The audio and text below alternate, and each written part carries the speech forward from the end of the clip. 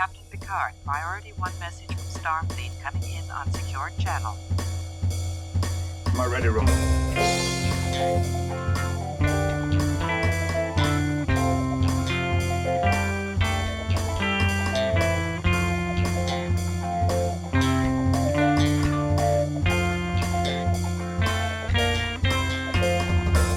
And welcome to the Readier Room, not to be confused with the Ready Room.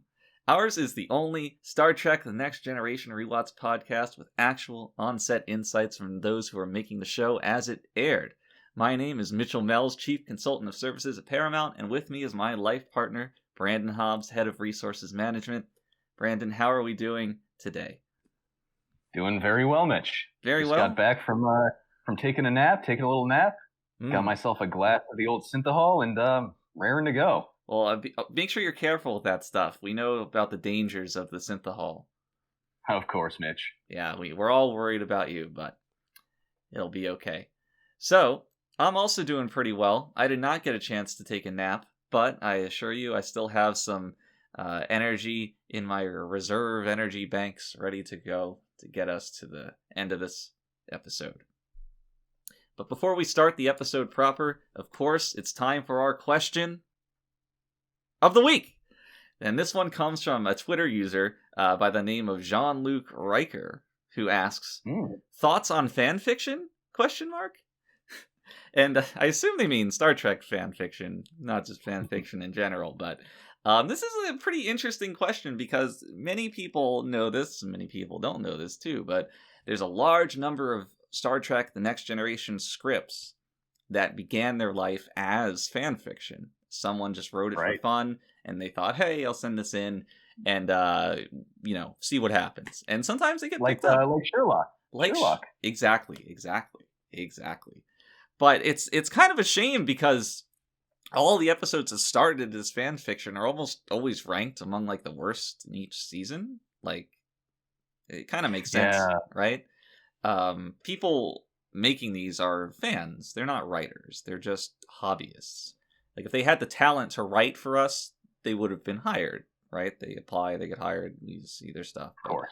Just like our real writers were busy making actually good scripts, and maybe every once in a while there's a hole in the schedule and it's got to be filled, and everybody's busy, so we pull something like some random grease-stained script from the mailroom and we make it happen.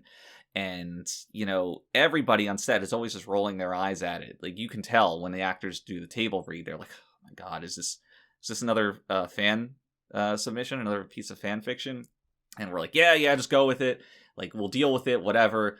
And the mood on set was always the worst because nobody had any passion for what was going on, because nobody felt indebted to the writer because it was just some rando that we didn't know.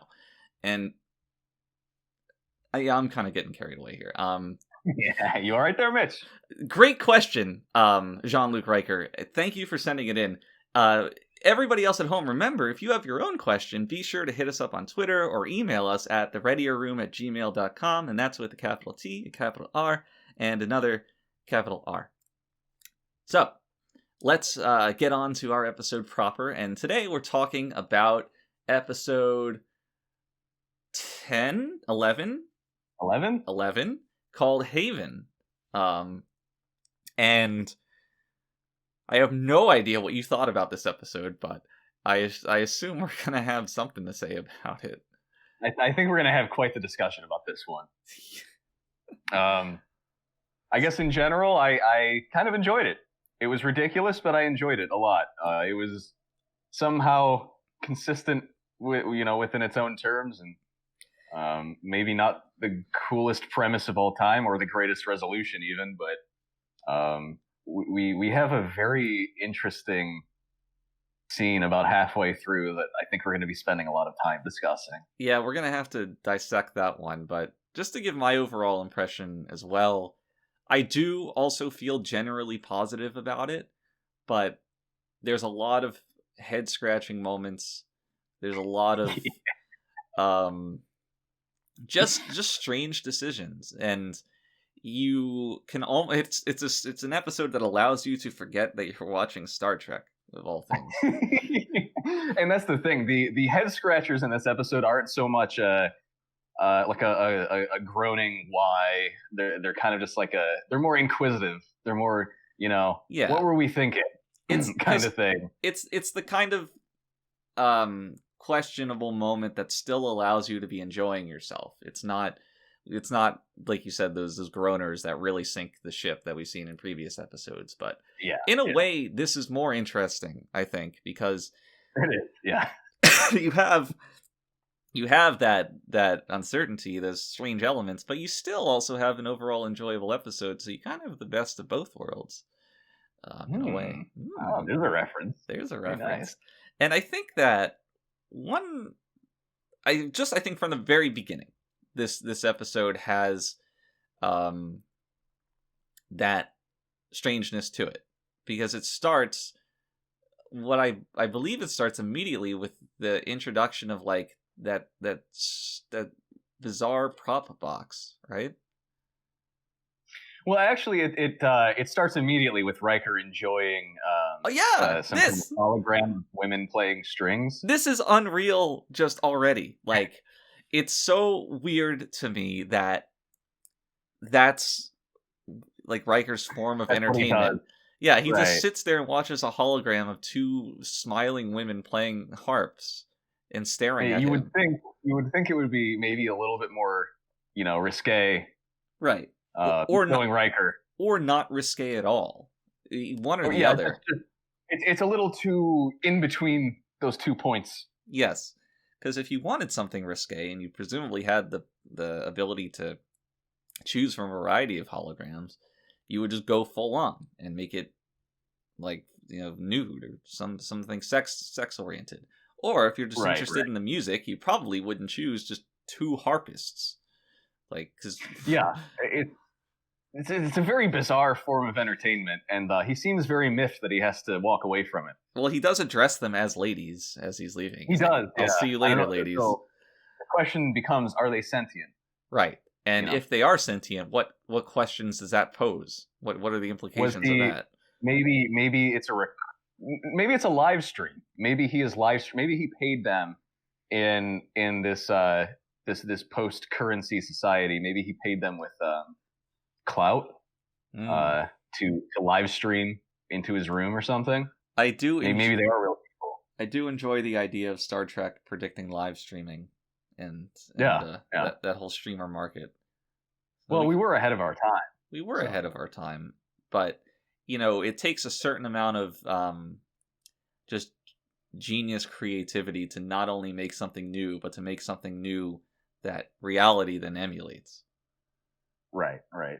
In the most mundane and horrible way possible. Right. So, what's nice about that scene is that we get more shots of Riker looking almost directly at the camera, which Which he does his eye thing. Right, he does his eye thing. He does his best to emote when he wants to appear frustrated. Tour de force. He tried. He tried. We get quite a few eye things because it's like a tick. It's a tick when Riker is supposed to be frustrated. That's Frakes' way of kind of signifying that, I guess. And Riker is very, very frustrated through this whole episode, but we'll get to that because I have a lot to talk about there. But you mentioned the message box, right? Well, I think is there a scene with Troy before that? No. I don't believe so because we start in the transporter room with Troy. Okay, so right? Riker's in his room. He gets called to the transporter room where Troy is waiting. Yes. So not only Troy, but the man with the deepest voice on the Enterprise. I didn't even notice that. The guy who mans the transporter, his voice is just very jarring because it sounds like someone deepened it artificially, which I don't believe was the case at the time. It's just that actor has just a very, very distinctively deep voice, and he's just some random extra. Somehow I did not notice this, either on set or rewatching the episode. Well, to say it's worth noticing is a bit of a stretch. So, but we're treated to some very, very wonderful acting by Marina Sirtis as the chest materializes into the transporter room, the message box. They said that a Troy-centric episode could never work because of Marina, but I think she proved her naysayers wrong. Oh, definitely. It's beautiful. It's beautiful the way she emotes on screen. But the message box, it's this silver-faced box. It's a human face, and it speaks, the message to the addressee. And we were just discussing this off mic. Ooh, behind the scenes action. Yeah, we got a little behind the scenes action. Just why? Why? Yeah, it's that kind of thing works a lot better in fantasy settings and shows where you can't just pick up a telephone or send a message through space just much more efficiently than a physical box. And the only way to forgive this would be to be like, okay, well, they're betazoids, it's weird, but like you were saying, apparently this was not even sent by the betazoids. This was just the humans using this strange, presumably outdated technology. Yeah. I'm pretty sure it was the humans. Right. But then again, I'm not sure because I think it references both families. Well, it's a wedding gift, not to put the cart before the horse here, but it's like two families coming together for a wedding, so no matter who sent it, it could presumably reference both of them. Yeah, and it would make more sense for the husband's family to send. I mean, why would Troy's mother send her a gift of a bunch of jewels, right? Right. Doesn't really make much sense. So yeah, presumably the humans sent it, which just makes zero sense. We've never seen a box like this before. We're never going to see it again. The humans already have tried and true ways of relaying messages to each other through the vastness of space, and it's not via a box with a human face on it. And like, what is the upside of this box? Is that it can say a message? Well, if it's a physical thing, you could also write a note. You could, right, or attach a data pad or something, whatever they do. Yeah, and in the future. The only reason this is worth bullying, I guess, is because visually it looks so out of place in this show, and it doesn't add anything. Yeah. I mean, it looks hilarious, but a little bit of behind the scenes here. I mean, the message box was, if I may say so, a bit of an engineering marvel at the time, I think, because there were. I mean, you look at it on screen, and it's just this guy's face, kind of superimposed over this box. On set, no fancy camera tricks, no compromises in the construction or anything. It was just literally a box, which could be carried around. That Armin he had to squeeze himself into. Armin being the famous Ferengi Quark, right, from DS9. Yeah, before he was Quark, he was a random Klingon and then a box. No, random Ferengi. Ferengi, wow. Stop it, man. Stop it. I'm sorry, they're both brown. I don't know. He's orange. Are the Ferengi orange? Yeah. They're brownish. No. I mean, orange and brown, I guess, are similar hues. They are. They're pretty close colors. Okay. Well, anyway, Armin squeezed himself into this box, and we just covered his face in silver Krylon paint after. And the result was it was so convincing. I mean, it literally it looked like just a box with a face. It was so convincing. We broke for lunch one day and just left him in there, which did unfortunately allow the paint to penetrate his skin. Yeah, it's that old urban legend about the James Bond movie. What was the name of it? Gold something? Where that woman was like painted gold and the paint like suffocated her or something. It wasn't that bad, but the kind of paint we used in Hollywood at the time was not really good for you for any length. It was heavy duty. Yeah, it was heavy. It was home improvement store type stuff. Right. It's like a little bit of lead, a little bit of asbestos. Yeah. So I think he was probably poisoned for life from that. I mean, eventually we just had to get the makeup department to come over with a huge bucket of nail polish remover, just dump it on his face to loosen it up. Well, that's what was good about him playing Quark, is that the makeup that we put on him, well, not in this series, but Deep Space Nine, it covered the effect that this incident had on his skin. So he was still able to act despite kind of being a little disfigured. Yeah, and that was that was really his calling, was playing Quark. I mean, his life's calling. So, in the end, it all worked out. Yeah. So, good job to him, and really gave his effort for this 30-second appearance as a box. Yeah, it was definitely worth it. So, in the box, there's a bunch of gifts, jewels, and they ask Troy, what is this? And she's like, it's a wedding present. And they're like, well, who's getting married? And then Troy's like, I am. And then it cuts to the opening credits. I do want to note, before we stray too far from this opening scene, that Troy mentions that she hasn't seen her mother in a long time. Right? Yes. Right. She was visiting Beta Z last episode. Well, it's possible. I mean, that's true. It's possible that she avoided her mother, given. I mean, just look at her mother. Look at how that character is. If I was on the same planet as that woman, I also would try to avoid her. Right. Yeah. It was a mix-up too, as we know, the last episode. So really, probably weren't able to account for that. But it does feel like a little bit of a plot hole here. Well, as well as I do that a lot of times episodes are shot in one order and aired in another. So I'm not sure exactly if that happened this time, but it's the kind of mistake that is very easy to forgive, I think. As much as I love nitpicking, and believe me, I do. I just, if they're going to be like, we need an excuse, any excuse to write Troy out of this episode, I will accept what the writers give me, because I don't think Troy has ever really added so much. No, definitely not. Which is why, when the conceit of this episode makes itself known, my reaction is, "Oh no, a Troy episode! I'm not looking forward to watching this." yeah, there's a little bit of that.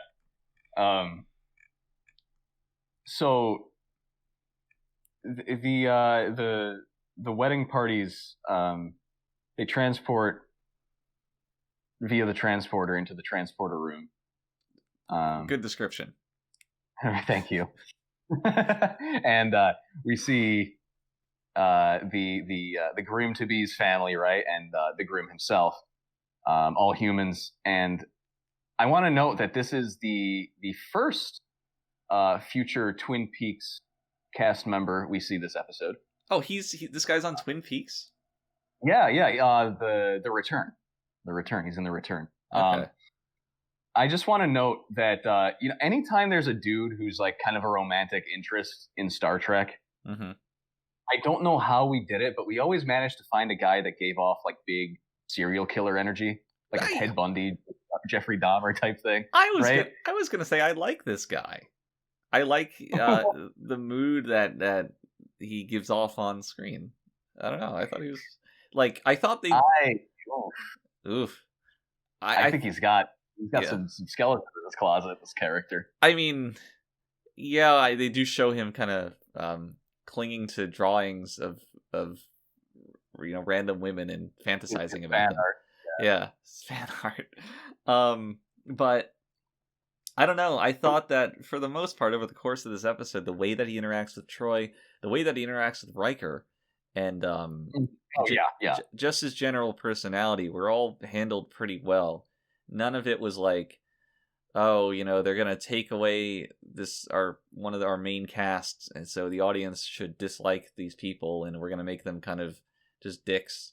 No, you can completely understand why Troy would end up marrying this guy. Yeah, and I mean, I don't know. Don't get me wrong. I think he was an interesting character. I think he was performed fairly well. He really just gives off that vibe to me. You just think that he wants to wear Troy's skin. Yeah, I know. Yeah, this is a common thing in TNG. I think we're going to see it again too. I think a lot of that has to do with more traditional and older depictions of romance involving kind of creepy vibes and overtones. Right. We are progressive here, folks, by the way. We are. We're super progressive. We're pros at being aggressive. We're progressive. Yeah. But so they come in, and what I thought at first was that Troy catfishes this guy. Because it's amazing to me that, again, about being progressive on this show, we were able to have the first instance of somebody appearing to a blind date and saying, "You don't look like your pictures online." I didn't get that from it, but I can see why you would. In this brave new world we live in. Oh yeah. I mean, is this science fiction or just reality? Who knows? I mean, we predicted so much already. We did. Just within the first 10 minutes of this episode, not even. The Simpsons has very little on us in our predictive capabilities. Seriously. I do want to just bring up the fact that this actor, God, I forget his name. I forget the character's name and the actor's name. Wyatt is the character's name. Yeah, Wyatt Earp.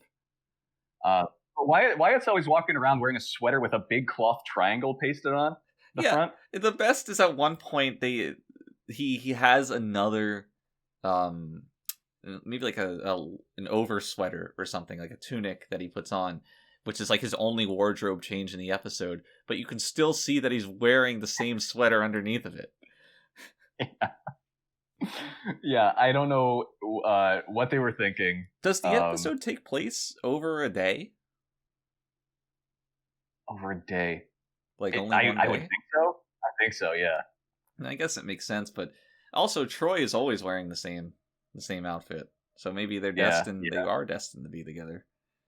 Yeah. As long as we're talking about costumes, I want to say midway through the episode, Troy gets the long hair thing going.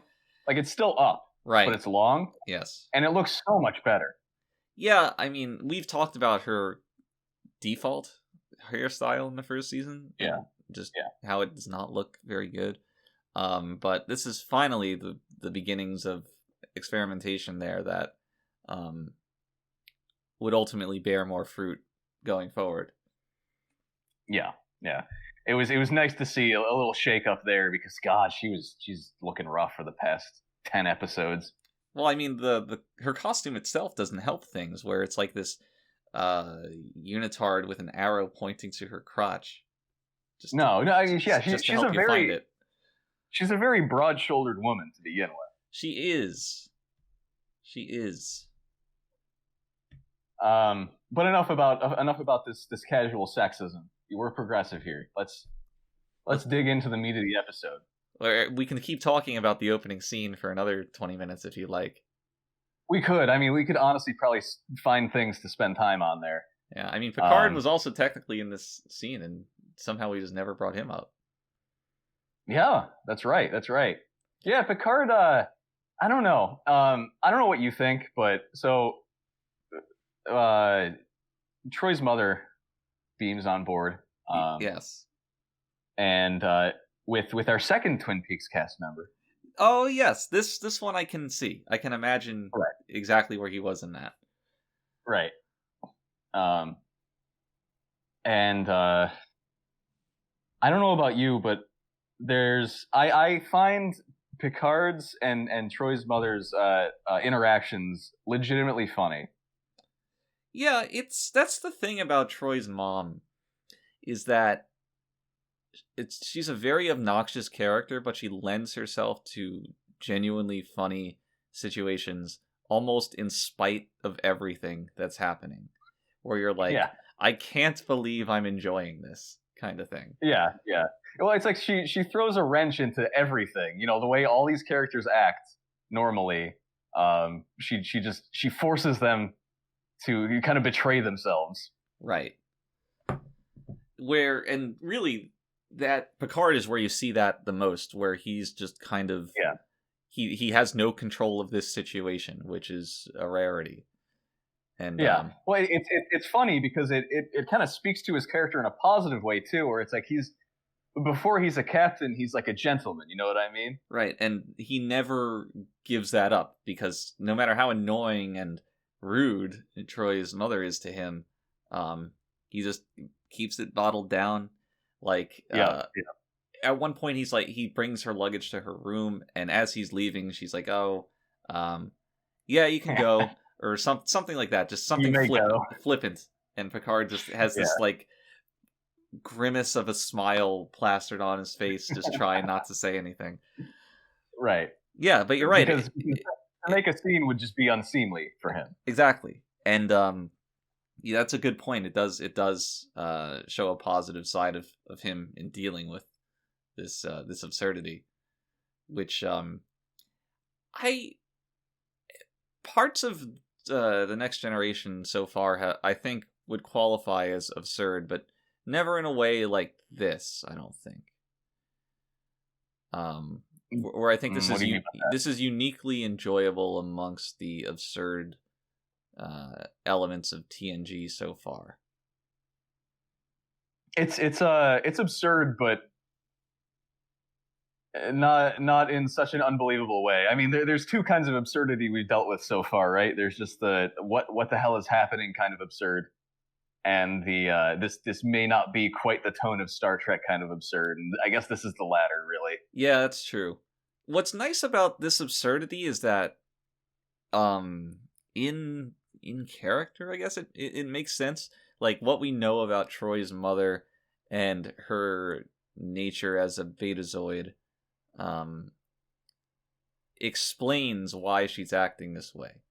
Her ability to be a telepath really informs basically all of this, and you kind of just get it.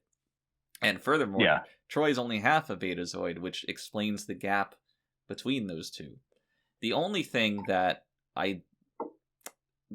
like slight inconsistency that I feel here is that with Troy's mother acting like this, how did any human tolerate her enough to conceive Troy with her?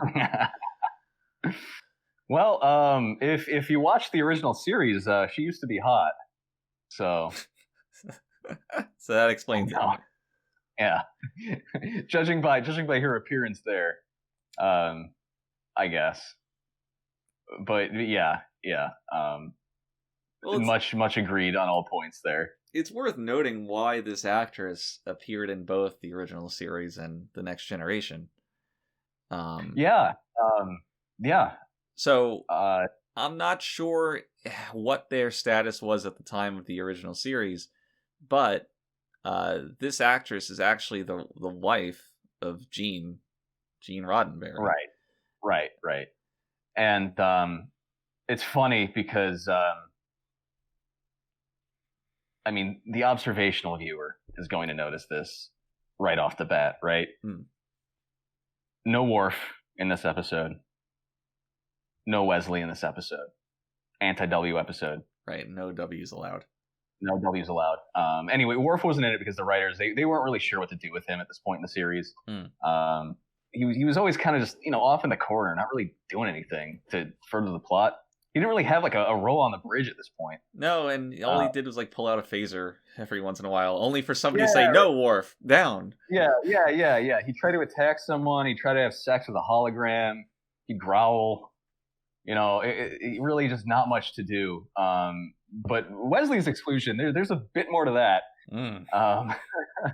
So longtime fans of the show, know that Wesley's casting was done to curry favor with the mother.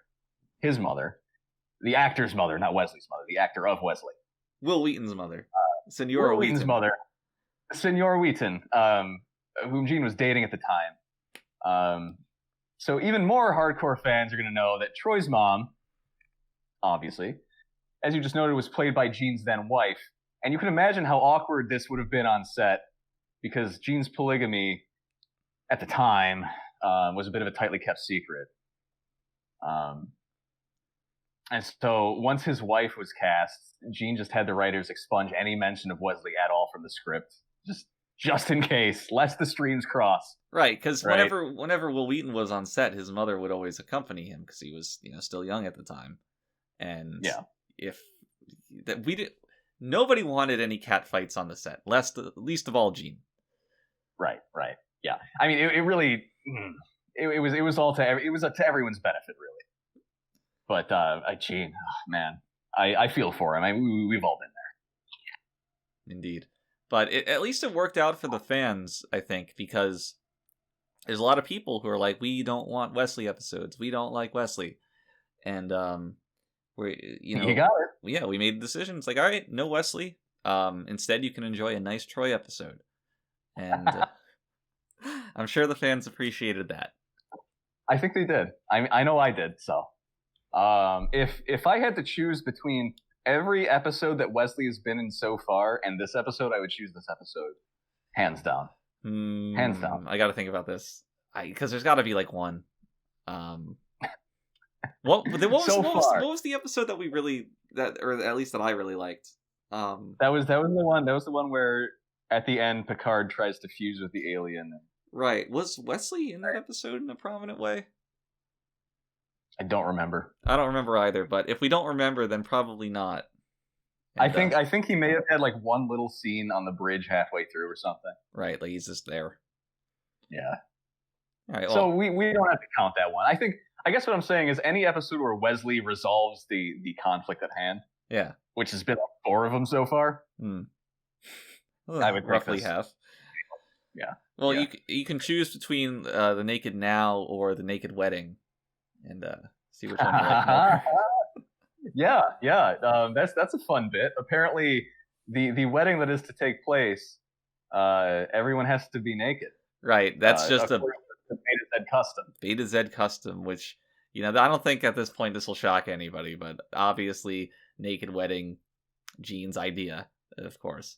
That he had that in the show's Bible from the very beginning. Once we were outlining Troy's character inside of it, like what was a Betazoid, what were they about it, threw in this line, and they have naked weddings, and just made sure that was in there. But I think that line he threw in there is really what motivated the switch of casting between Denise and Marina.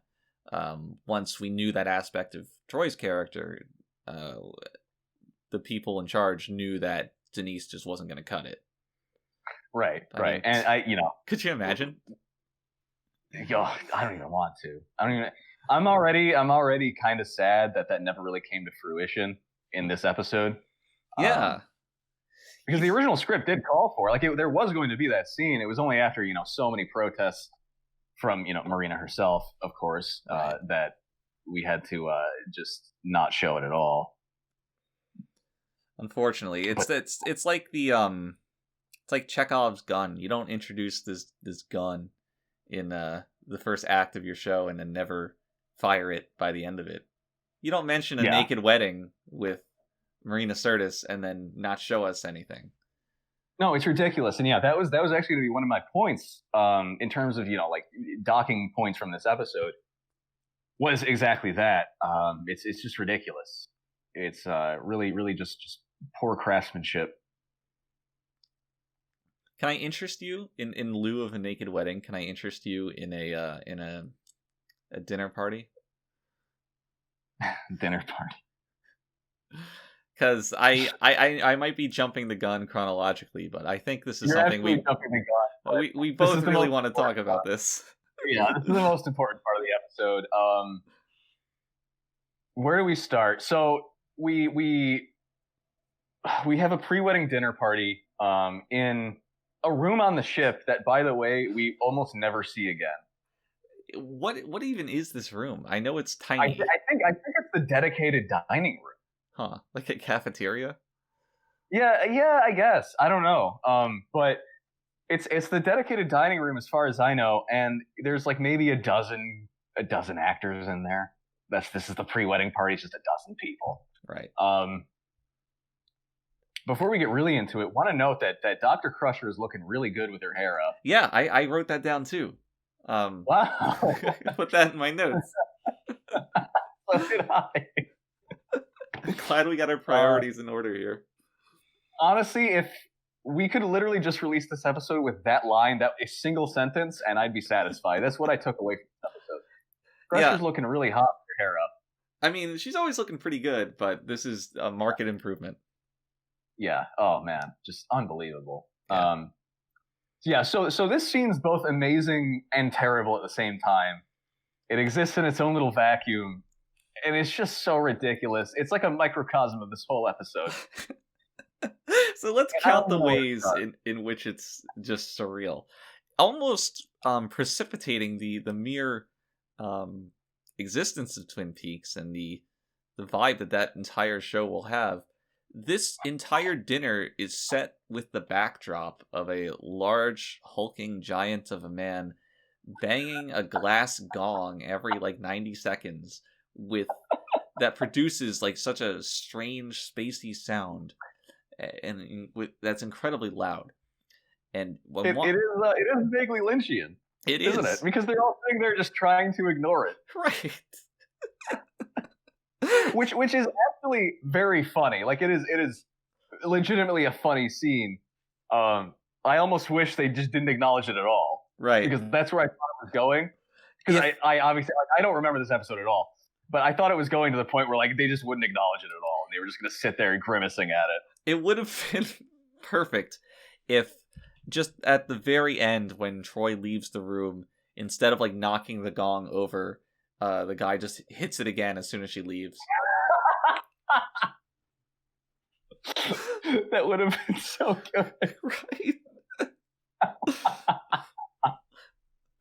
Yeah, they really almost got the comedic timing of this down. There were two things of it, elements that could have been improved to make it just hilarious. That's one of them, and the other one is just never explaining the meaning of it. I think Troy's mom says that it's to give thanks for the food, but if she never say anything, it would have been just hilarious. Yeah. And I don't think TNG makes a great surrealist comedy, but there was potential here.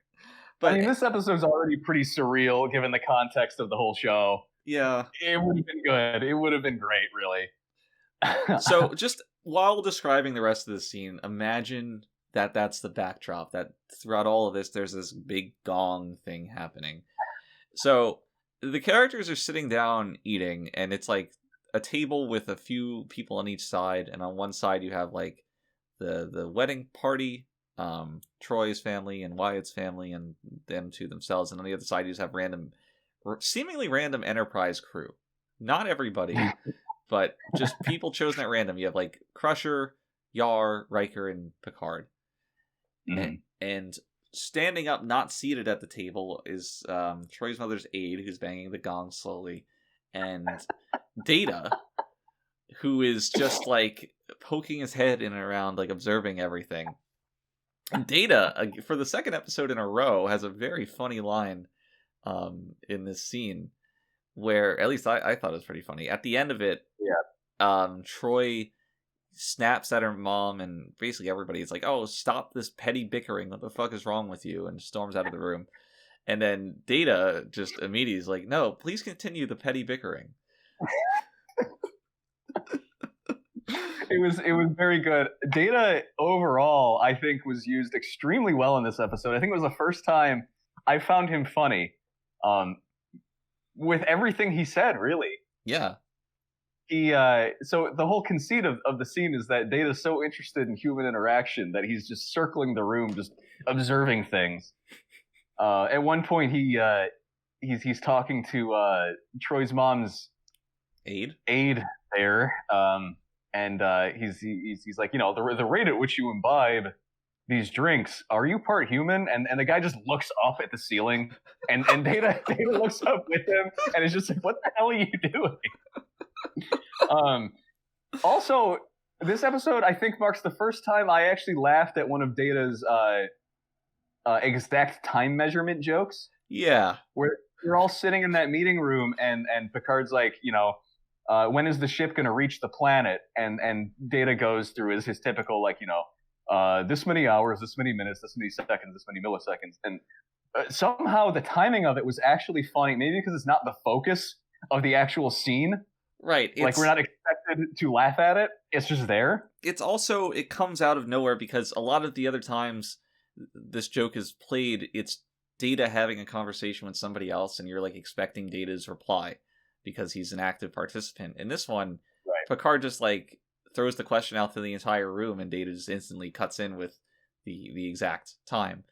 So it's a little less expected, which of course tends to make things funnier. Right. So, God, there's so much with this dinner scene. Right, we're still setting it up here because we haven't even talked about Lieutenant Yar's hair yet, which to me is it's worth mentioning because she has like this, I don't know, 1980s punk rock Billy Idol hairstyle where it's all like teased up. And it's like, why? I don't know. She was trying to look cute for this scene, or for whom? That's the question, isn't it? Because who could possibly find her attractive? I don't know. And this is just it. The hair looks worse than she usually does. She has been like, Crusher stole her hair energy and used it to strengthen her own. Right. As one goes up, another goes down, and we have perfect equilibrium, as we should. Man, but like the reason I bring that up, it's just another thing where you just see it on screen and you're like, huh? What? And all these things like layer on top of each other to create for 4 minutes what is essentially just another series that you've accidentally flipped the channel to. It's funny just because of just how quickly it's glossed over. Right. And speaking of glossing over, let's talk about Loxana's pet. Let's talk about Loxana's pet, which has never been mentioned before or since. It's just a thing that's there for really no reason. We get like a little scene where it appears for like 1 minute to scare Wyatt's mom, and then it goes away, despite being attached to her. So Loxana's pet was, I'm sure the audience can imagine, I think it was a particularly ingenious bit of last-minute improvising on the part of our prop master. Well, yeah, because it's actually... You would think that a pet would be like an animal. You would, yeah. And I mean, you know why it came to this. Yes. At the time, we were still kind of in the midst of actually hiring for certain roles. I mean, usually there would be a guy on set who would be procuring animals as we need them, right? Now, since we had just been using Gene's rare pet collection for any animal that showed up to this point, it really just fell on our fish master, who was, a recent full-time hire. After, was it last episode or the episode before? I believe it was the one before that. Yeah. So recent full-time hire, he was tasked with getting an animal for this scene. And I forget what it was. I think it was some kind of guinea pig or hedgehog that we were just going to put fake horns on and paint over. Similar to the pig that we used. Yeah, like the pig. We were going to make it a little more colorful, I guess. Make it a little more alien. Well, fitting for Loxana, right? Yeah. And I mean, we had a lot of Krylon left. So, like, we weren't sure what color we were going to make the box at the time. So we had a lot of Krylon in stock. So that that was the whole conceit of it. But needless to say, if you've watched the episode, you can tell he completely dropped the ball on this one. And thankfully, the prop master was able to dredge up this old fake vine from one of our previous sets and just wrap it around Barrett's arm to, I must say, very convincing effect. Yeah, it looks like a real vine. It looks like a real vine. It acts like a real vine. When she nudges her arm against Wyatt's mom, and the vine cautiously rubs up against her arm, and she freaks out. It's very convincing. Right, and all it took was just some fishing wire and clever camera placement. Right. Yeah, exactly. I remember the guy was standing up on like a little step ladder, right way above Barrett's head, with a little string just kind of nudging it up and down. And then just a good reaction from the actress playing Wyatt's mom, and it was sold. Like you completely believed it. Unbelievable. But it's a good example of like the production team coming together to, fix somebody's mistake. And let me tell you, you never wanted that to be you who had your mistake fixed by everybody, because you never wanted the production team coming together for you. No. You would be shamed for really further months of work. Yeah. Absolutely. Poor Fishmaster. Is there anything else in the scene that's further befuddling? Well, I will say that the scene... There is! I forgot about this. Whoa, what? The blue plastic forks and knives that they use.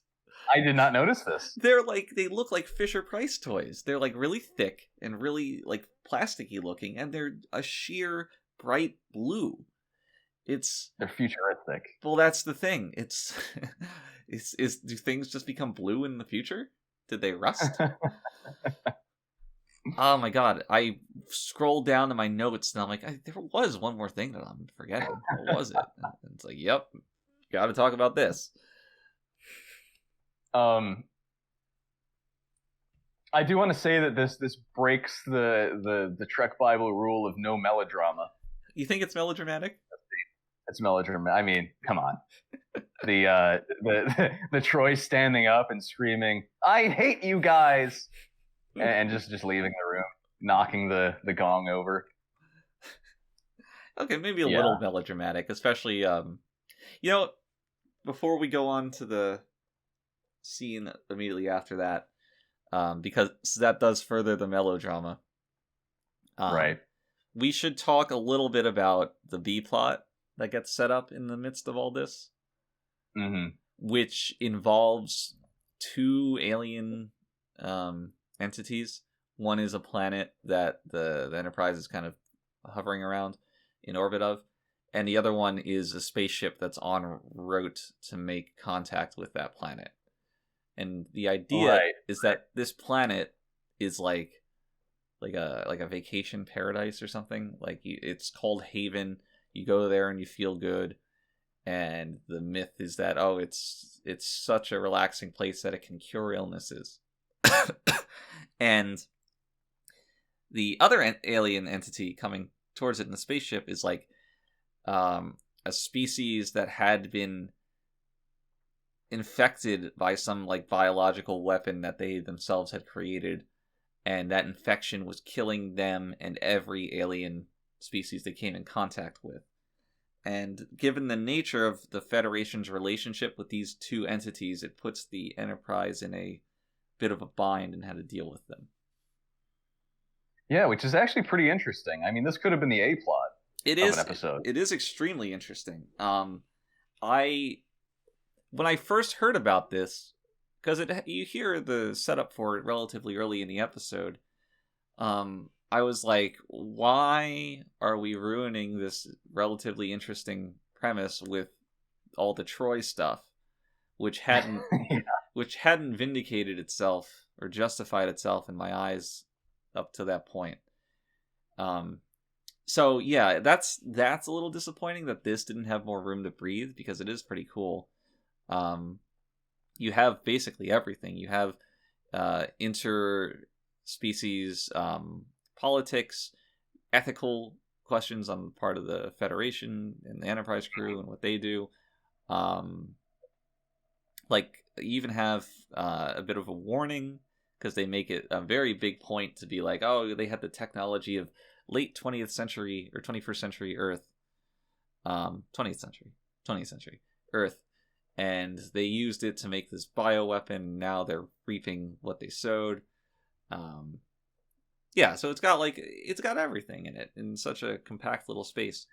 It really does. Yeah.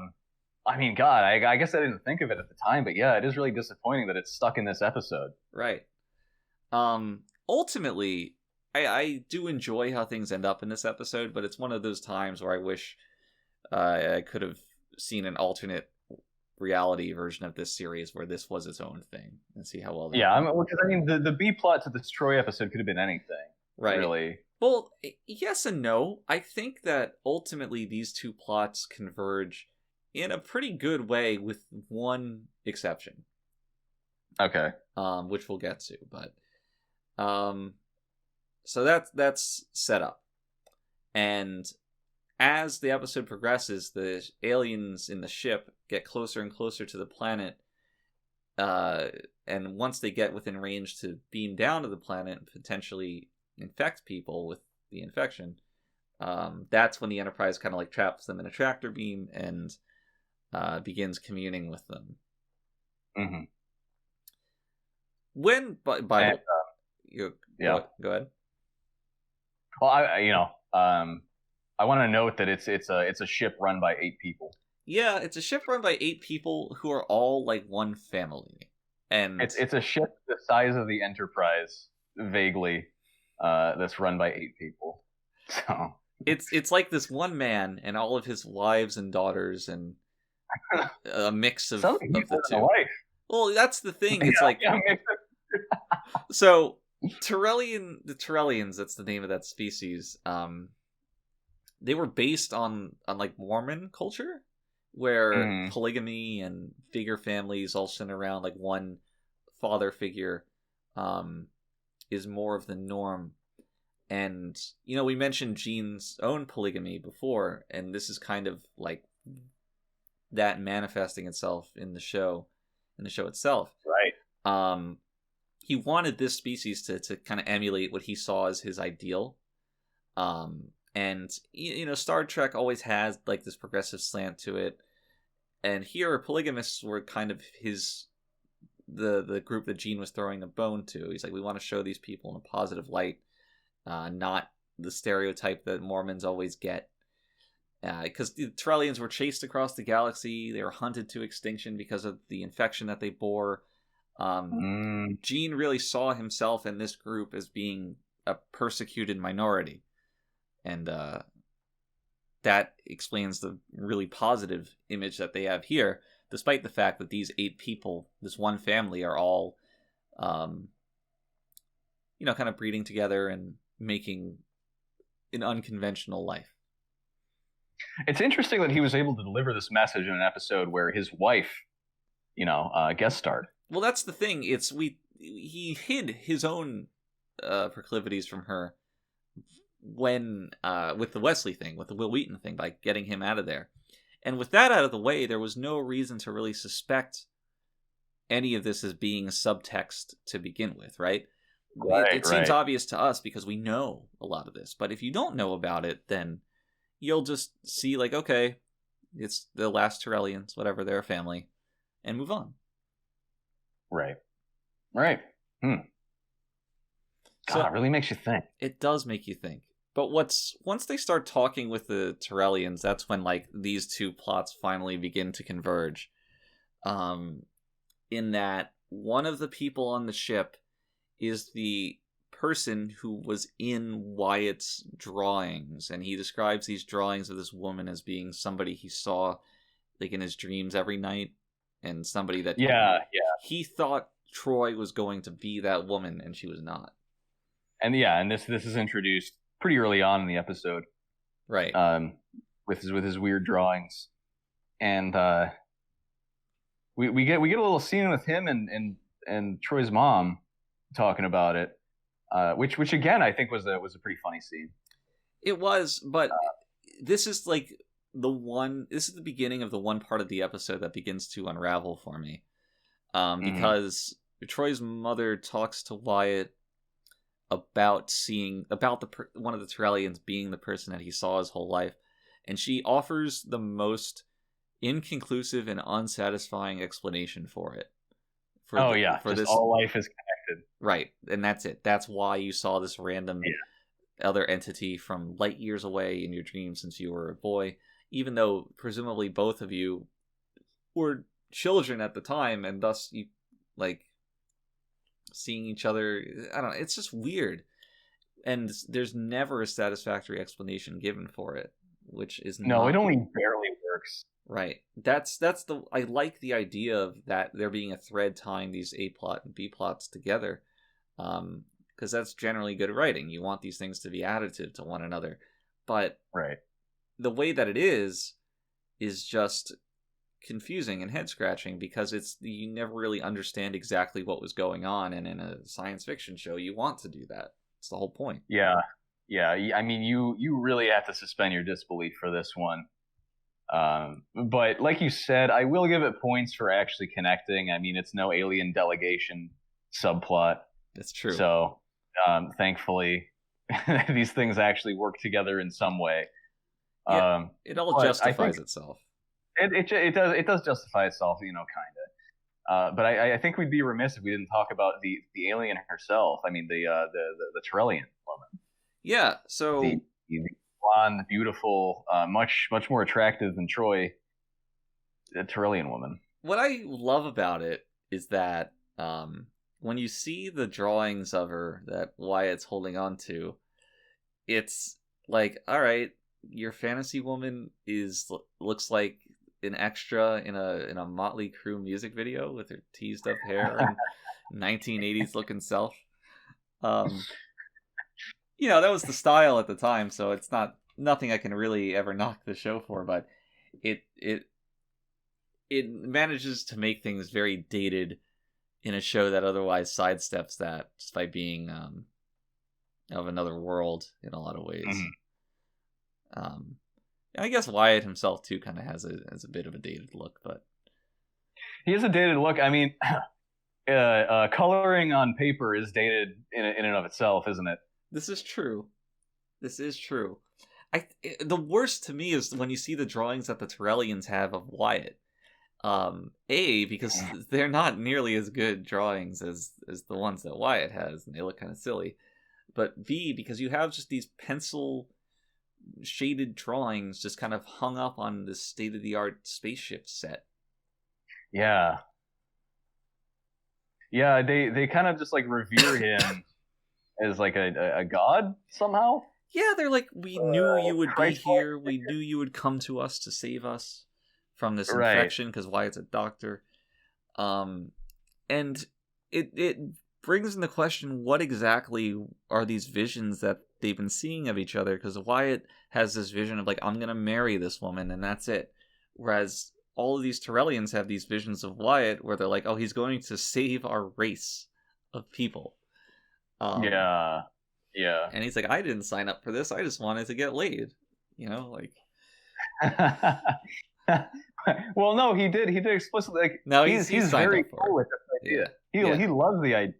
I mean, you got the Haven chick freaking out because the Torellians want to live on Haven.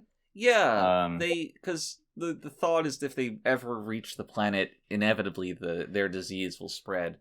And the planet will get wiped out, which the crew mentions is something that has happened before. So it's not ill-founded, that concern. Yeah. And the Torellians, they're not hostile. They're like, we just want to live on some coast somewhere far away from civilization. But they end up acquiescing to Haven's defensive concerns. Once they have Wyatt, and right, it was all a ploy, really. Yeah, they knew they would find him there somehow. Like, this is where you can't really discuss the plot anymore because there's no details, right? You can only speculate on why characters do these things. Mm-hmm. But I feel like we're just kind of hurtling through the episode now. We talk about dinner for 20 minutes an hour, everything else just gets thrown in. Well, I mean, there's not really much else to it, is there? No, well, there is one scene where, and you were getting at this earlier in regards to melodrama before I brought in the B-plot, but after the dinner scene when Troy storms out, she goes to a holodeck and finds Riker there. And they have a talk about... This was also kind of strange. The way that they characterize human love as being like small-minded or not having enough room for different kinds of love.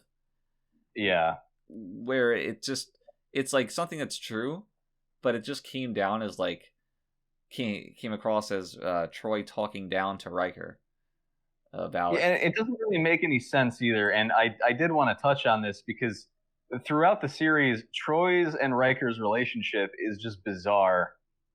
Where, one moment they're all over each other, and the next they're kind of just passive aggressively looking at each other when the other one's, getting it in.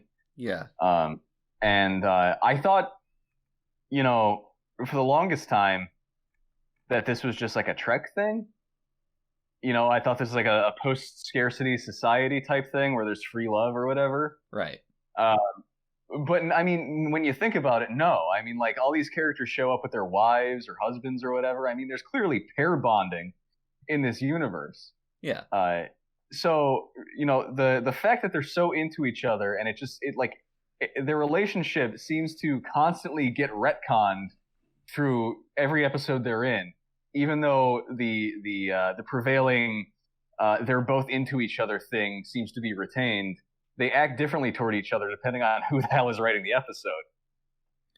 Yeah, there's no consistency to it, and that would be fine, but the dialogue in this episode specifically just raises eyebrows on the nature of their relationship. Because why are they, if they've already had a relationship before, that implies that they get along, right? I think it was because of Riker's career that they ended their relationship, and they bring that up here too. So why is there all this talk about like human love capabilities?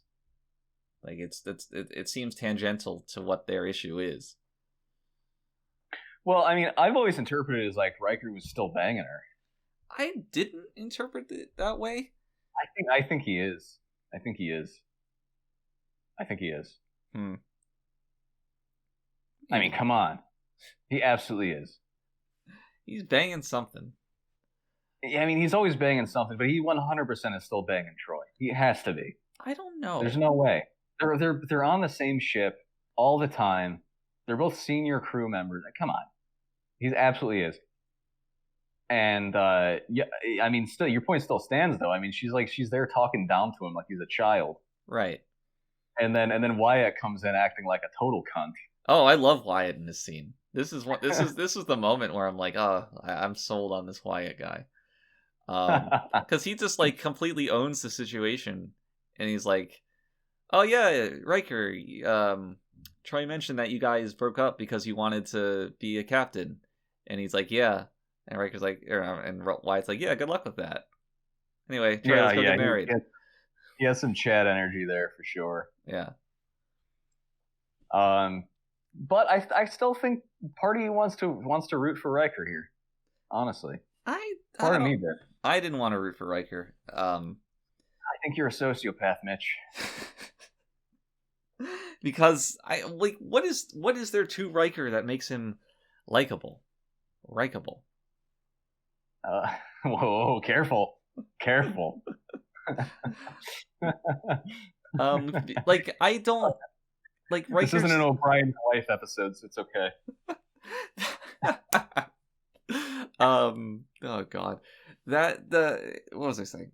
Riker is, yes, a generally likable character. He's neutral at worst, but he's also not he's not strongly charismatic to me. Like I said, he was kind of superseded in charisma by Wyatt in this scene. So yeah, I think Riker does get there in terms of that charisma, that characterization, but he's definitely not there yet. I will agree with that. He needs to put on some weight, and then I'll be the big lovable Riker we have in season 3 or 4. He needs to grow a beard, add about 20, 30 pounds, and yeah, there you go. Well, part of what makes the Riker episode so enjoyable is the Riker we get when he's like just screaming and panicking. Not him being like this cool, collected guy. Like when he's sitting there playing trombone and showing off, it's like, yeah, whatever. And then he's like strapped to a hospital bed somewhere screaming, and they're like, yeah, Riker, go. Yeah, I guess that's kind of true. Basically, every one of the top TNG episodes is just Riker having a mental breakdown. So, his character is served very well by those kinds of episodes for sure. Oh yeah. So all this is to say that I was not particularly pulling for him in this. You really loved Wyatt, is what you're saying. You loved Wyatt. What you're saying is you would get drawn in by a guy like this and get brutally murdered if it happened in real life. If he was in fact a psychopath killer, which he is. Which he is. Are you sure you're not colored by his appearance in Twin Peaks, where that kind of thing is more common? I'm not colored at all. What are you talking about? Sorry. No, I mean, he was a reasonable guy in Twin Peaks, I think. Okay. Well, I guess I am just the perfect serial killer target. Yeah, you really are. Saved by the fact that there's not a lot of serial killers whose MO is like old men. So I guess that's true. I feel content and safe. So Wyatt, you never know. Is that a threat? Wyatt has actually an arc, which is astounding for a one-off random character. But he comes in, he's dubious about this thing with Troy when she doesn't look like his visions, but they reaffirm their commitment to whatever reasoning is bringing them together. And he tries his best to make that work. And then he's introduced to these Tyrellians, who is the person from his dream, and they have this big problem that he's one of the only people equipped to help them out with it. And they even establish his prowess with like viruses and such at the dinner party scene, the great dinner party scene. And then he throws away the tradition that he had been trying to commit himself to in favor of what he perceives as destiny. And that is a much more, it's not super deep, but it's a much more, it has much more nuance than most one-off characters ever really get in TNG, especially at the beginning. Yeah, I think you're right. Like the first one-off character that actually has a decent arc. Much more of an arc than Troy's mother. Yeah, who stays very static and continues to be static for pretty much the entire time. Yeah, the whole series. But you know, she's a catalyst, like we were talking about earlier. She's a catalyst. She's not really much of a character per se, right? True, just a force of nature. Yeah. So I guess overall, well, we said we were both pretty positive this episode. I keep that impression after our discussion. It's the fact that the A and B plots tied together, that Troy's mom was as enjoyable as she was, and the situations she created, and that all of the strange elements of this episode seemed to work in its favor, created a pretty enjoyable time. Yeah. I would definitely, I guess it wouldn't be the first episode I'd recommend to a new watcher. That's for sure, just because of how tonally dissonant it is from the rest of the series. But I would absolutely recommend it as a season 1 episode if you're watching through season 1 and trying to, only hit the good ones. It's the perfect blend of just ridiculous and also fairly competent. I agree. And I think about it not being like one of the first episodes somebody watches, part of it is because of how much it works when you know who the characters are and how they're acting once Troy's mother's around them. Was Geordi in this episode? Barely. He was on the bridge, and that's about it. Okay. Yeah. I know. An episode without Geordi.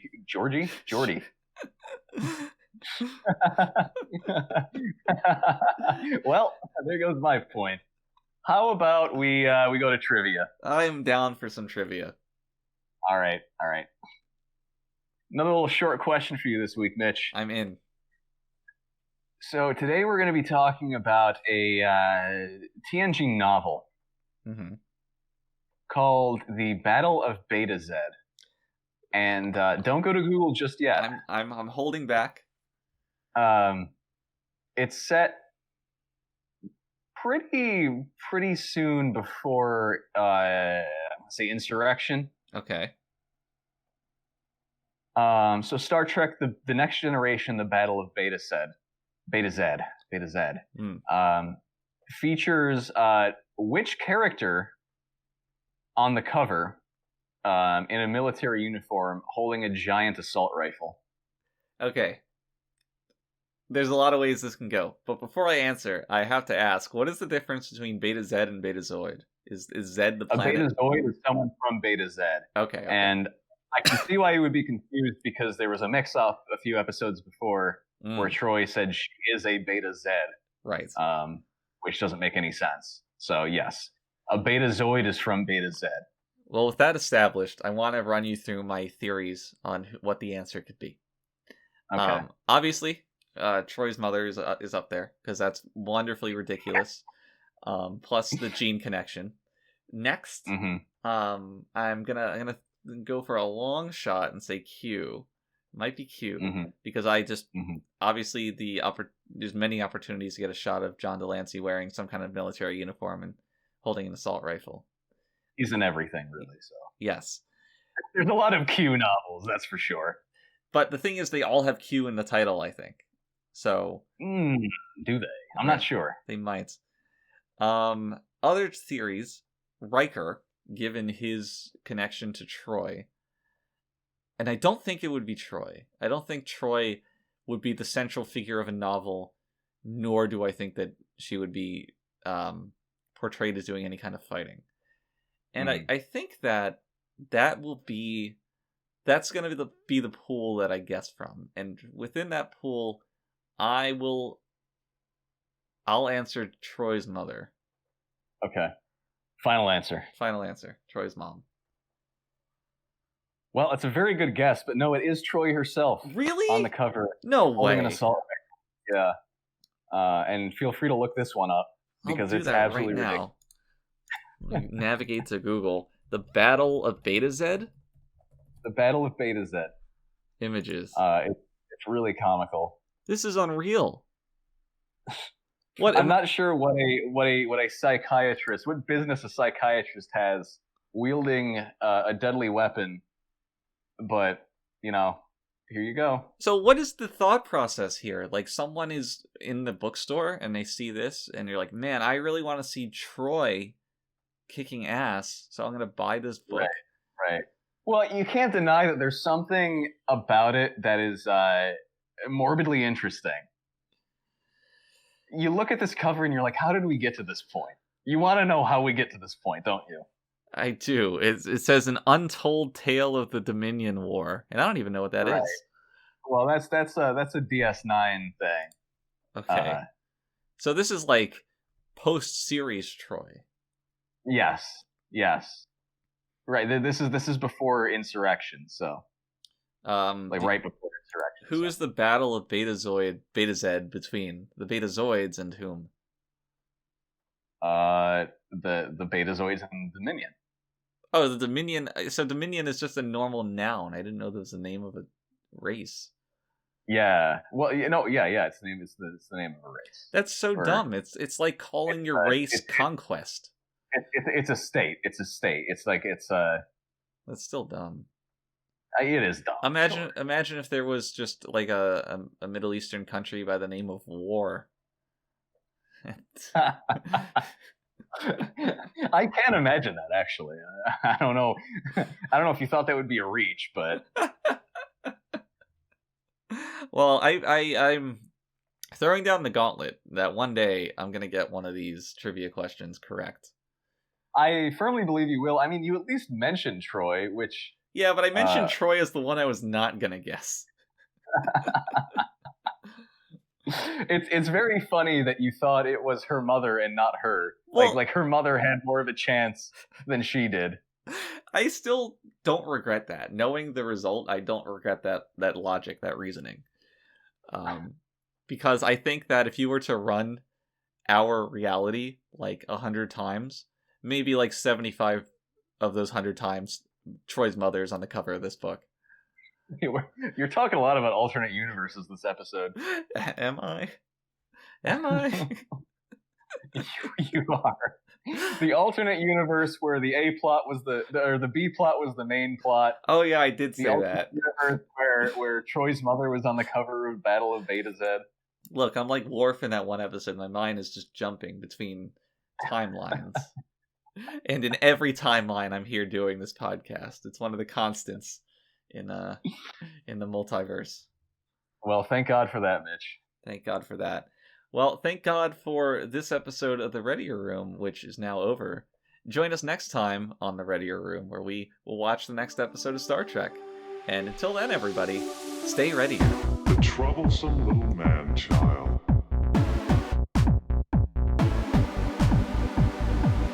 Consider that in the history of many worlds, there have always been disposable creatures.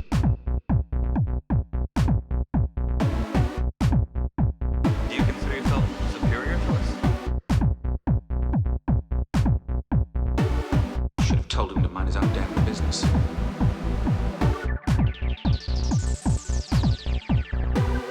But I stroked the beard thusly. Do I not appear more intellectual?